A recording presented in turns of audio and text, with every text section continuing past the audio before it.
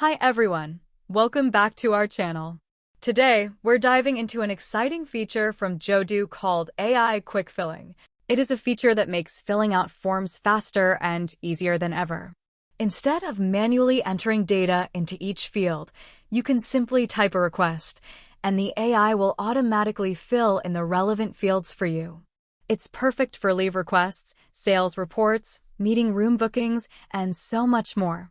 With AI Quick Filling, you can submit forms in just a few clicks, making your workday more productive and stress-free. Sounds amazing, right? Let's get started and I'll show you how it works. First, go to the form you want to configure. Click on Extension, then select AI Quick Form Filling. From there, click on AI Quick Filling Configuration to get started. Next, you'll see a list of fields that can be filled automatically. Simply check the boxes for the fields you want the AI to fill.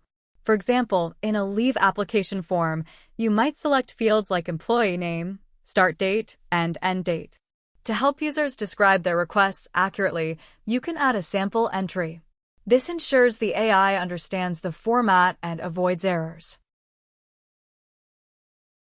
For even better accuracy, you can add detailed descriptions for each field.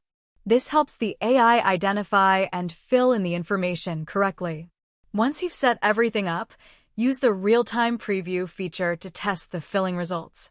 If you're happy with the results, click Save. Finally, toggle the Enable switch to activate AI Quick Filling for your form. And that's it, you're all set. Now, let's see how it works in action.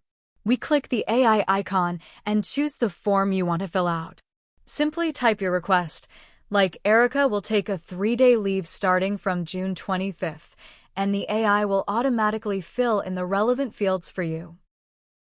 And that's it.